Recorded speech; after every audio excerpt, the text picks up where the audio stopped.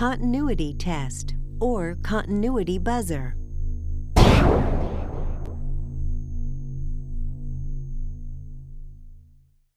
To select the continuity buzzer, first select the ohms setting, then press the select button twice. You'll see the small horn symbol appear. The buzzer will sound up to approximately 120 ohms, which makes it very awkward for diagnostics. High resistance faults will not be identifiable if you only listen for the beep. You must also note the ohm reading to get a true answer. The buzzer is very useful if you need to know when a switch is activated or a relay closes, but it isn't easy to use if you suspect a fault. Use caution when trusting the buzzer. The continuity buzzer has value, but it doesn't have the value that a lot of people think. It has the disadvantage of beeping on fairly high resistances. And the 485 is at around 45 to 50 ohms.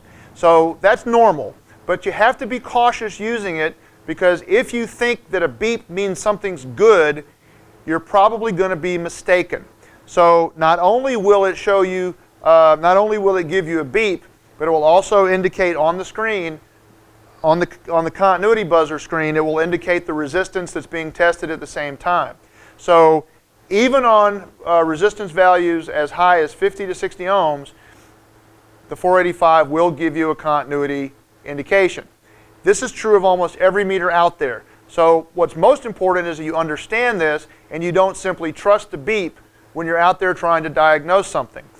It's a very good tool to know when something happens. For example, if you have a switch that is not failed but you don't know how the switch works, then flipping the switch and moving the switch through its positions and using the continuity buzzer is an excellent way to know when the switch is open and when the switch is closed.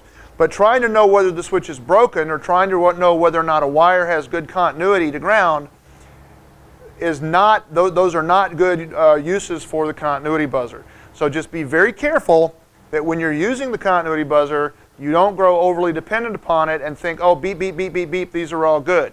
This is one of the major flaws in most of these other types of diagnostic tools with red lights and buzzers, because they're electronic and they give you a false indication of a positive or correct circuit when in fact the circuit is failed.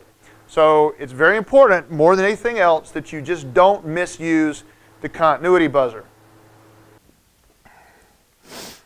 Okay, now for the continuity buzzer, I want to make sure you guys understand something very carefully, very thoroughly.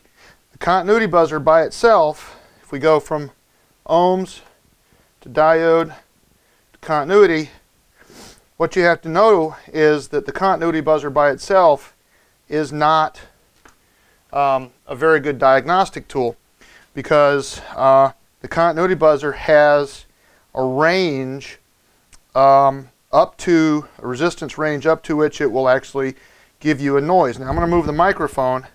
I want you to watch what happens, because I'm going to hook it up to this this rheostat. It's actually a potentiometer wired as a rheostat. And you're going to start to see the resistance go up, and at some point the beeping will stop, and that'll tell you what your range is. Now the reason this is important is because if you're somewhere listening to the beep, but you don't really know what you have, that can be a danger, because the meter will also be showing you a resistance as it's beeping. So you have to make sure you understand the limits of that function, so that you don't go out there and hear a beep and say, oh, everything's good, when in fact it really isn't. So here I'm going to move the mic, and what I'll do is run this through, and hopefully as you watch it you'll understand.